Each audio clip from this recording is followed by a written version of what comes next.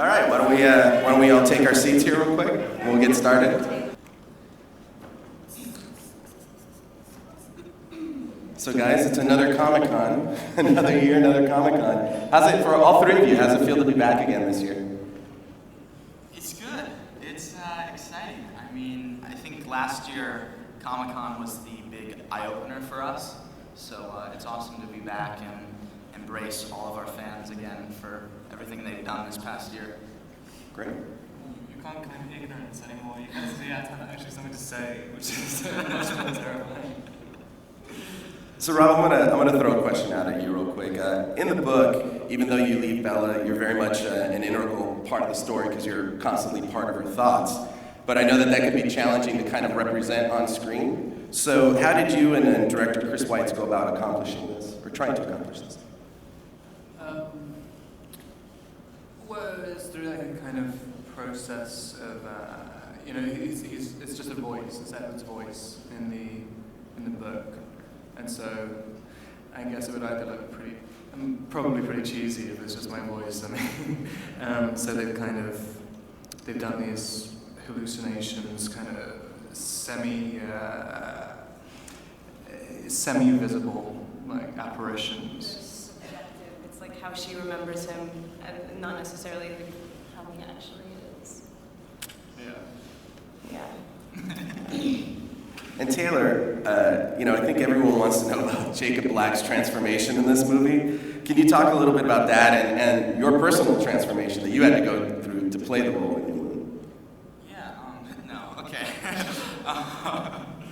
Yeah, I knew when I was filming Twilight, I knew that Jacob's character changed a lot. So if I wanted to continue portraying him correctly, I had a lot of work ahead of myself.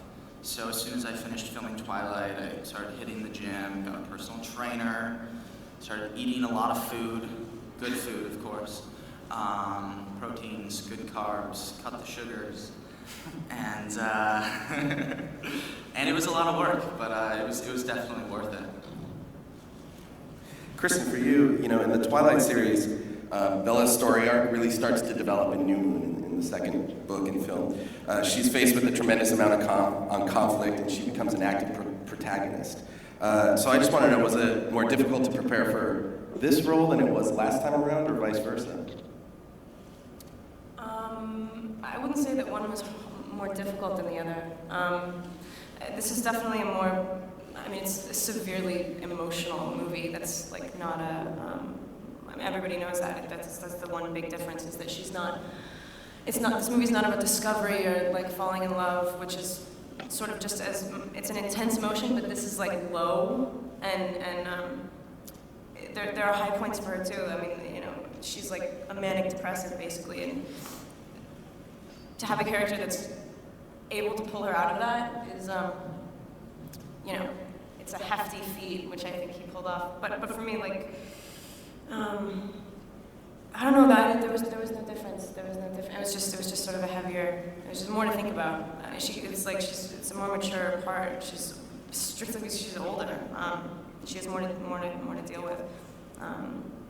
That's it. Okay. All right. Well, why don't we open it up to the audience for some questions? I think Chet and Shannon are going to be running around and directing you guys to the mics. So. Hi, Sandy Cohen from Associated Press. Can you talk a little bit about how your lives have changed since we saw you here last summer? I don't know. I'd like to think that I haven't changed that much. I mean, within myself, I think I've changed. I guess when I'm walking around the street, I look down a lot more often.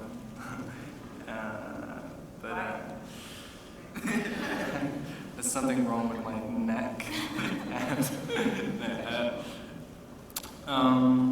No, it's kind of extraordinary. I don't think any of us expected any of this to happen, and especially it seems to keep building and building with the magnitude of this franchise. And Comic-Con really was the eye-opener, and it's just kind of got bigger and bigger, which is very, it's an interesting thing to deal with. True that. I think another thing,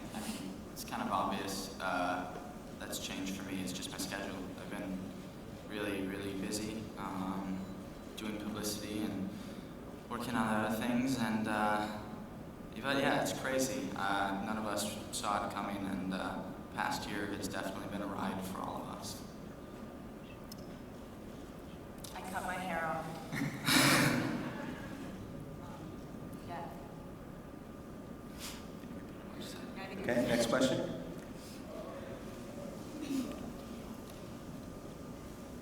Hi, I'm Terry Seymour from Extra. Robert, I just wanted to ask you, the amazing journey you've been on, you've seen the fans outside today, all waiting for you guys. What would you say have been the highs and the lows? Well, this is definitely a high. I mean, there's only been like a couple of images from the movie that have been released, and they've all been received, like, you know, really well. That's it. So I'm really excited for people to see some of it. It's a little overwhelming to have so many people here, but I guess it's a good thing. So. I think it's awesome because this is our opportunity to come out and thank our fans for everything they've done for us in Twilight, and we get to embrace them again. We're so thankful for them. So it's awesome that we get to see them all waiting for us again a year later with the same, if not actually definitely more amount of passion and dedication. So it's really exciting. A little nervous, but it's good. Does that leave me with the lows?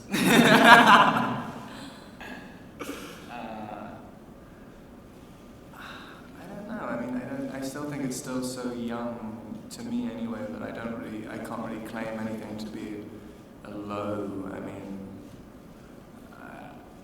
I pretty much live an almost identical life apart from being recognized. So I don't, and it's not exactly the worst thing in the world. Did you manage to get anything normal done? So was that? With all of the attention and all the paparazzi following you, how do you manage to get anything normal done, like in everyday life? I never did anything normal anyway. And I just get other people to do it now.